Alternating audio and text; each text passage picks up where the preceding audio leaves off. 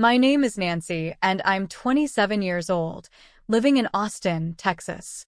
I've always been a teacher, but today, I feel like I'm standing on the precipice of a new chapter in my life. It's been 6 months since my grandfather, Henry, passed away, and today is the day the lawyer will read his will. This moment is heavy with memories and emotions, as it brings back the loss of not only Henry but also my grandmother, who died a few years ago. My sister Lisa and I were left to navigate our lives after the tragic accident that took our parents 20 years ago. My sister Lisa, now 31, is a freelance designer who has always lived a carefree, somewhat chaotic life.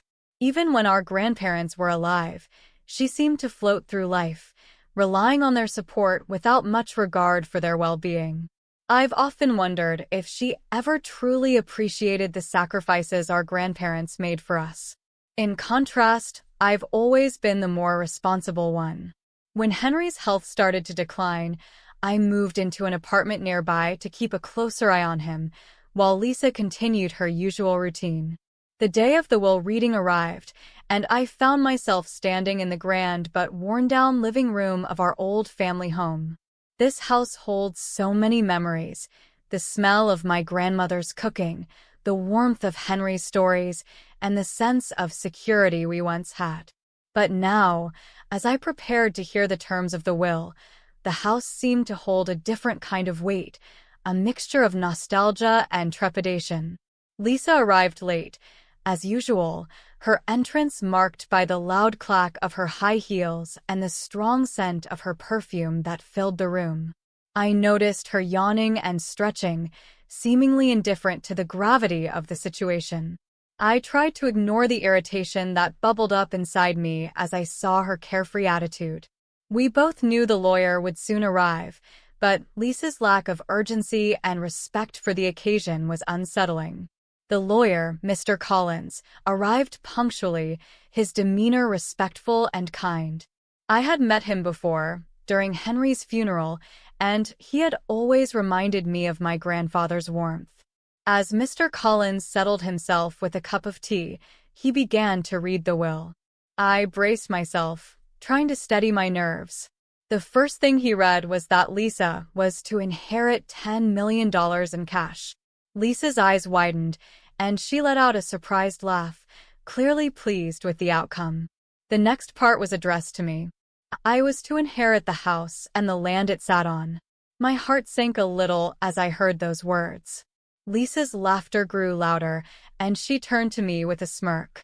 "Oh, Nancy," she said with a mocking tone. "Looks like Grandpa left you the old house and some land. How quaint.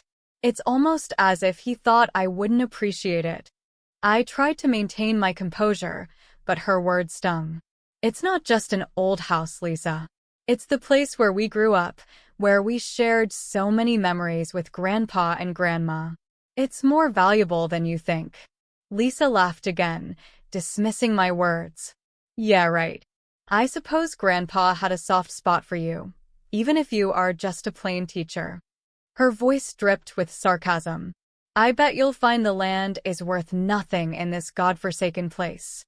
I wanted to defend the house, but I knew it was pointless. Lisa had always been driven by material wealth, and she couldn't see beyond the cash she'd received. Despite her mockery, I understood why Henry had chosen to leave the house and land to me. He knew that while the immediate value was not high, it was filled with memories and had sentimental worth. I was determined to honor his wishes and take care of it, even if Lisa couldn't see its value. As the meeting concluded, I felt a mix of sadness and resolve. Lisa's reaction had been exactly what I'd expected: self-centered and dismissive. She quickly left, leaving me alone with my thoughts. The house felt emptier now, not just because of Henry's absence, but because Lisa's behavior had made it clear that she didn't share the same sense of family or responsibility. Later that day, as I sat with my boyfriend, Jake, he listened to me recount the events with a somewhat detached expression. Jake, who is also 27 and works as a salesperson, had always been supportive but seemed indifferent about my inheritance. His comments about Lisa's windfall seemed more focused on the money rather than the significance of the house and land. "It must be something," Jake remarked, "to get $10 million. That's quite a lot of cash." "I mean, I get why you're attached to the house, but come on, the money's where the real value is." I tried to mask my disappointment, but his response made me uneasy. It was clear that Jake didn't share my appreciation for the sentimental value of the inheritance. As the days went by, his indifference started to bother me more and more. Little did I know, this would be the beginning of a series of events that would shake the very foundation of my life. The turning point in this story, though, was just around the corner. I could feel the tension building, but I wasn't yet aware of how drastically my life would change. For now, all I could do was reflect on my grandfather's decision and prepare myself for what was to come. It wasn't long after the will reading that the cracks in my world began to show. Life, as I knew it, took a sudden and disheartening turn. The days following the reading of Grandpa Henry's will were a mix of trying to get used to my new role as caretaker of the family home and dealing with Lisa's mockery. I hoped that my decision to stay close to the house and respect Grandpa's wishes would eventually lead to a deeper understanding of its value, even if Lisa couldn't see it. Jake and I had been dating for a little over a year. He was supportive during Grandpa's final days and the aftermath, but lately, he seemed distant. His focus on Lisa's $10 million inheritance instead of my feelings about the house started to worry me. I tried to brush it off, convincing myself that he was just caught up in the excitement of Lisa's windfall. Little did I know, there was much more to his indifference than I had realized. One evening, as I was preparing dinner in my small but cozy kitchen, my phone rang. It was Lisa. I wasn't expecting to hear from her, especially given how she had acted after the will reading. Hesitant but polite, I answered. "Nancy, it's Lisa. I'm calling to tell you something." Her voice was slurred, indicating she had been drinking. "I just thought you should know something." Before she could continue, I could hear Jake's voice in the background. My heart skipped a beat as I realized they were together. The sense of betrayal began to seep into my thoughts, but I kept my composure. "Lisa, is there something specific you wanted to talk about?" I asked, trying to keep my voice steady. Lisa's laughter, not at all reassuring, echoed through the line. "Oh, Nancy, I thought you'd like to know that Jake and I have been, well, spending quite a bit of time together. He's been such a good friend." The words hit me like a punch to the gut. My mind raced as I tried to process the shocking revelation. Lisa's intention to hurt me was clear in her tone. She seemed to relish the pain she was causing. A part of me wanted to hang up, but I needed to hear her out. "You and Jake," I managed to say, my voice trembling. "How long has this been going on?" Lisa snickered. "Oh, come on, Nancy. You must have suspected something. He never cared about you the way he should have. I just thought it was funny that you were so focused on that old house while I'm here with someone who can actually appreciate me." The cruelty in her words was unbearable. It was clear she took pleasure in my misery, using it as a weapon to further wound me. I ended the call abruptly, unable to bear any more of her taunting. Tears streamed down my face as I tried to wrap my head around the betrayal from both my sister and my boyfriend. The shock left me feeling numb and lost. The following days were a blur of emotional turmoil. I avoided contact with both Lisa and Jake, focusing instead on managing the family house and preparing for what lay ahead. Every creak of the old floorboards and every memory of happier times with Henry seemed to remind me of the deep sense of loss I felt, not just of Henry, but also of the trust one had in those closest to me. It wasn't just the betrayal that hurt, it was the realization that the people I had trusted and cared for had used my vulnerability against me. Lisa and Jake's affair wasn't just a personal betrayal, It felt like a direct attack on the values my grandfather had cherished. The house, which was meant to be a sanctuary filled with family love, now felt like a symbol of my loneliness and the broken trust that had taken root in my life. I resolved to distance myself from both of them. I needed time to heal and think about what was next. I had inherited more than just property. I had inherited a responsibility to honor Grandpa Henry's memory and preserve the home he had so deeply valued. Despite the pain and anger, I knew I had to stay focused on this responsibility. As I wrestled with my emotions, I began to see a glimmer of clarity. Grandpa Henry's decision to leave me the house and land, though it seemed small compared to Lisa's immediate wealth, held a different kind of promise. The value of the property was bound to increase as Austin continued to develop. Even in my sorrow, I started to see that there might be a silver lining if I could hold on and make the right decisions. But for now, my focus was on picking up the pieces of my life and coming to terms with the betrayal. The road ahead seemed uncertain, but I was determined to navigate it with the same resilience and care that I had always tried to embody. Little did I know, the journey of self-discovery and growth was just beginning. It's strange how life can shift so dramatically, almost overnight. After the crushing betrayal from Lisa and Jake, I focused on moving forward, trying to make sense of my situation. I poured myself into managing the family home, dedicating countless hours to repairs and upkeep. The house, once a symbol of security and family, now became my sanctuary, my escape from the chaos that Lisa and Jake had left behind. Months turned into years, and gradually, the hurt began to fade. My heart healed, and I found solace in the work I was doing on the property.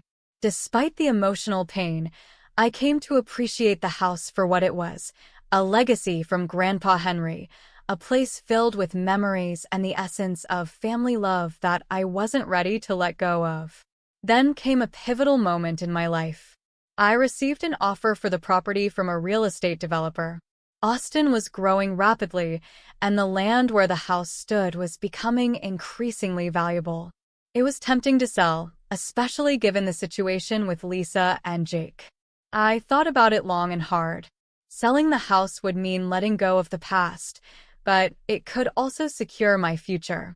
I consulted with a few advisors, and they confirmed that the offer was fair, given the current market trends.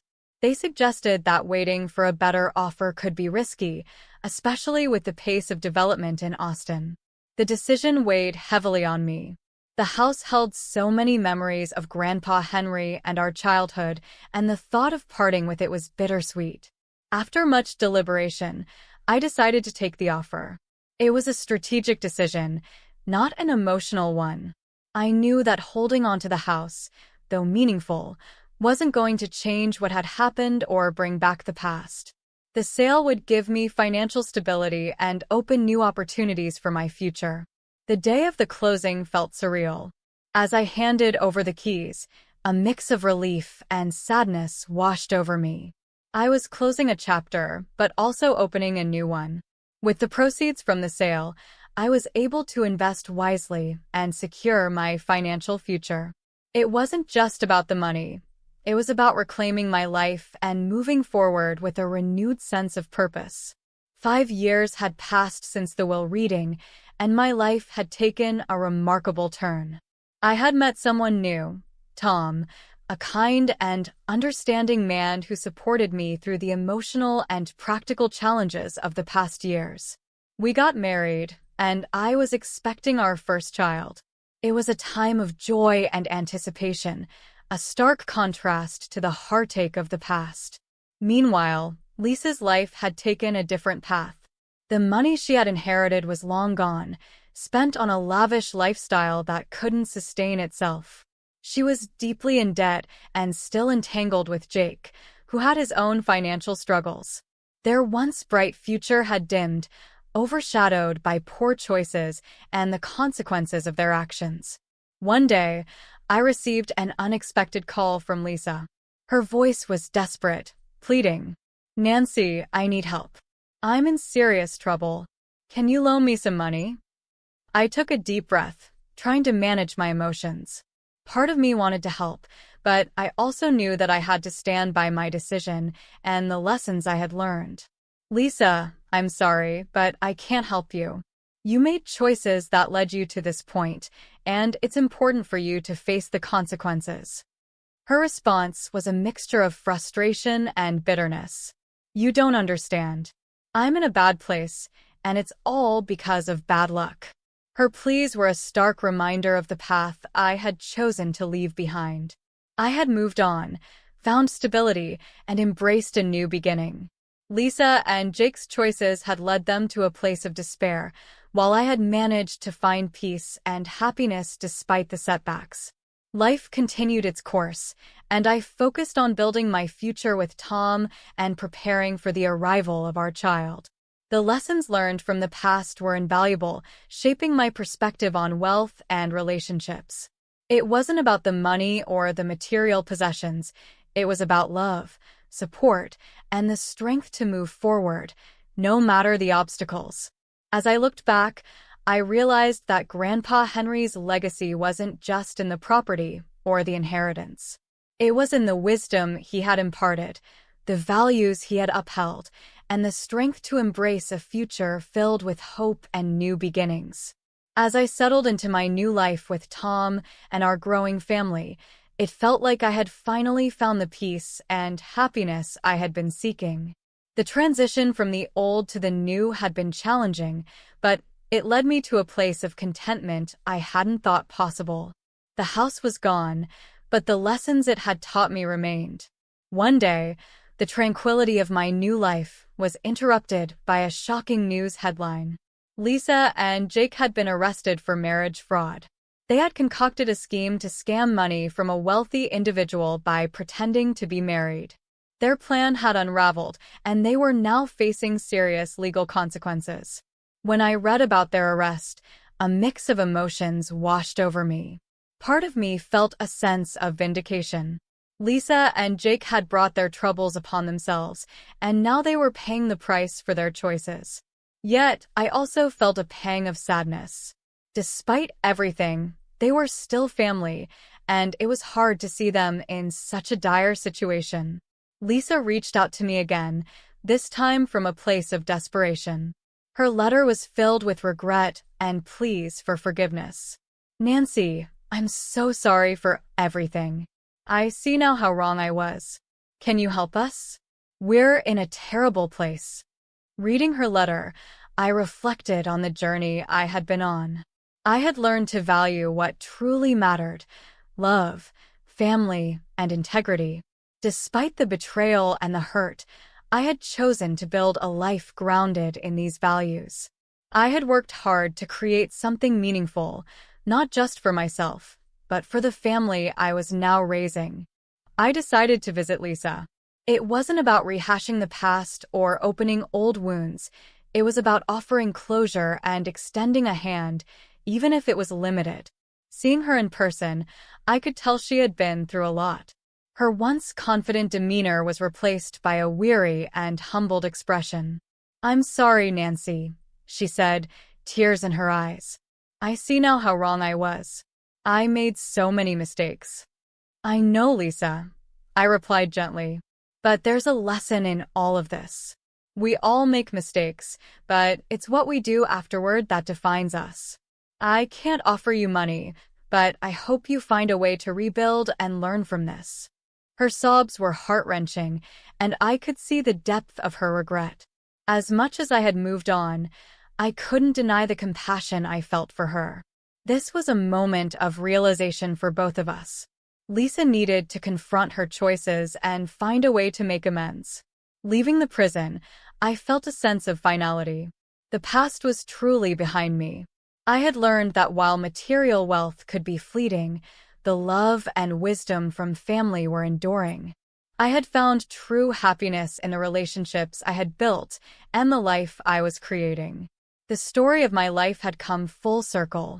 I had faced betrayal, made difficult choices, and ultimately discovered what truly mattered. As I prepared for the arrival of my child, I was committed to teaching them the lessons I had learned, that love, integrity, and family are the greatest treasures one can have. In the end, the true value of life isn't measured by money or possessions, but by the love we give and receive. And with that understanding, I looked forward to the future with hope and gratitude, ready to embrace whatever came next.